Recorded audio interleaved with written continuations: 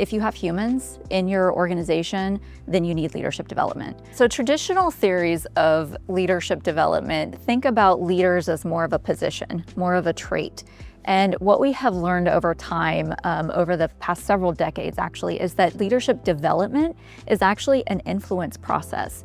It is the intentional way in which we build capacity for all people to influence others toward a common goal. And so it doesn't necessarily mean that you have to have a certain title or a position to be a leader.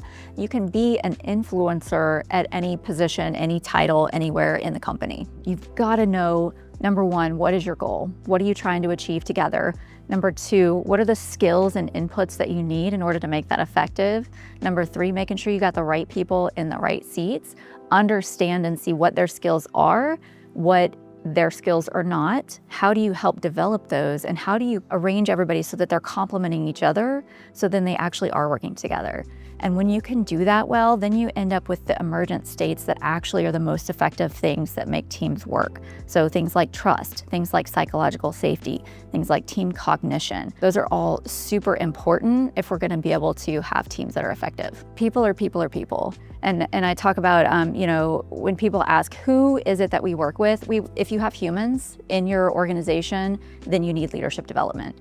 It's that simple. There's these concepts and we think that leadership just happens. We assume that like people have the skill sets or you don't, and there's some work to develop those skills through training, but it's so much more than that. That leadership development piece is what is key. How do you intentionally assess and cultivate skill sets so that people can achieve higher, but also so that they are addressing whatever is keeping them from performing as a leader? And so it's a both and. You've got to deal with both of those. Everybody wants to be a part of a team that wins, whether it's your family, at work, your hobby team, your soccer team, your kids' baseball team. How do we create teams that win in Louisiana for the world?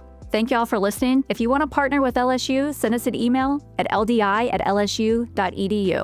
Now, let's go lead.